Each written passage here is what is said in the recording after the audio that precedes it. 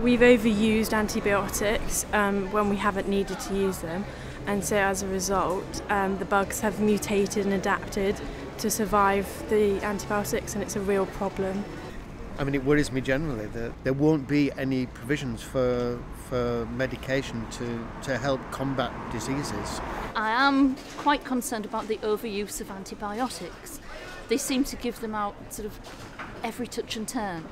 And I had no idea that they use them in farming either. In hospitals, medicines aren't working in the same way they would, and people that are ill can't be treated. So I think it is an issue that really needs to be dealt with. So it's a problem. Yes, what are you doing about it? Eh?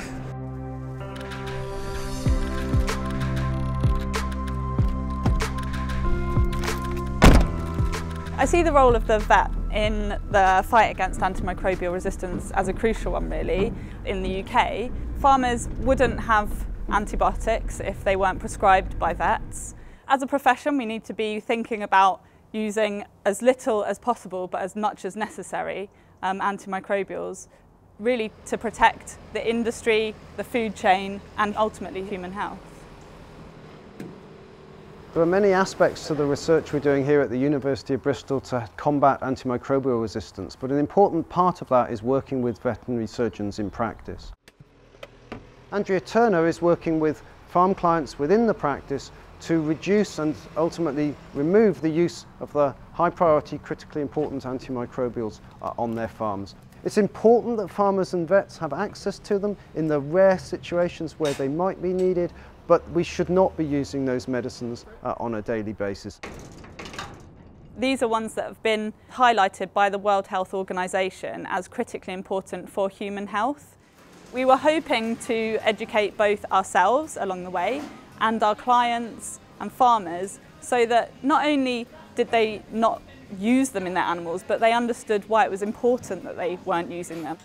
100-day and calf rates are looking pretty good. Well done then. One way that we decided to tackle this and bring these changes onto farms was work through herd health planning and herd health monitoring. So when we were coming out to maybe do a yearly herd health plan with one of our farmers, we could go through all the on-farm treatment protocols and just make one-for-one changes of any critically important antimicrobials that they were using as a first-line treatment.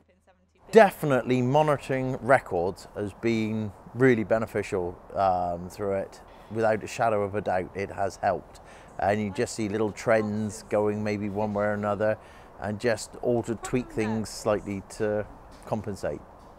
They're really focusing a lot more on their health and the welfare of their animals, and they're all working a lot harder with us to try and practice preventative medicine rather than going in afterwards and having to treat everything with antibiotics. Antibiotic resistance, we have never thought it'd been a problem within our cows, but really one of the main things is we've got to be seen to be proactive in cutting down antibiotic use in the public eye. And we've got to be even more proactive in being seen to be doing things right. Yields are just as good now as they were before we made the changes. Fertility parameters, other health parameters are all as good, if not better now, than they were before when we were using these critically important antibiotics on the farms. At the moment, we have cut our antibiotic use right down, have for quite a few years now, and have seen absolutely no detrimental effect to the cattle at all on there. Probably a benefit. The understanding of farmers is only as good as their vets.